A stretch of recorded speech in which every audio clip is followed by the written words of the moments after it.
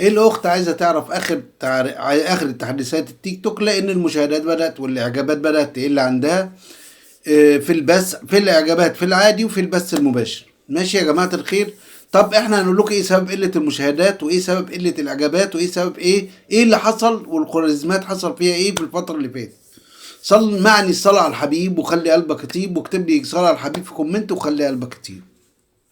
ما تنسوش الساعة 9 ميعادنا في البث، اللي عايز يسأل سؤال أو اللي عايز أي حاجة يجي يسألها، اللي مش عايز بيجي يقعد ياخد إضافات ويقعد زي الباشا. ماشي يا جماعة الخير.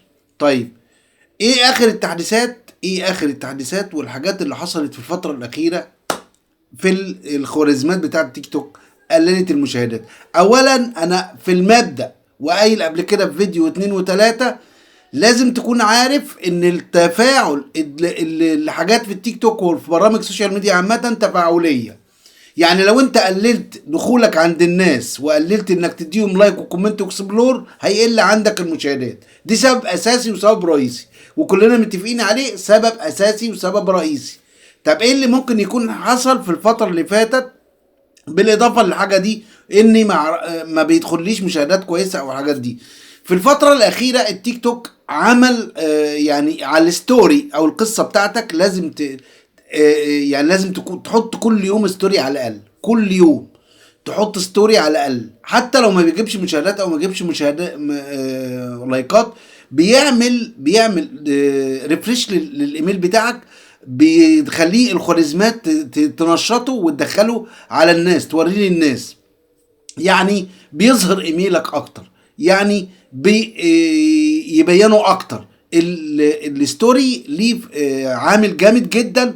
التيك توك عايز يظهره وعايز يبينه ان هو قوته من قوة الفيديوهات. والكمان حاجة كمان، الفيديو المفروض اليومين دول ما بيقلش، ما بيزيدش عن دقيقتين او 3، علشان التيك توك ينشره لك جامد. التيك توك عايز يقلل مدة الفيديو. يعني يا جماعة الخير نكون عارفين، يا أختي العزيزة، نكون عارفين ان السبب الرئيسي، السبب الاولاني، انك لازم تخشي عند الناس وتتفاعلي مع الناس، سواء في البث او سواء في الفيديوهات. هيرد التفاعل عندك بالناس، هترد عندك تعمل لك لايكات وكومنت واكسبلور.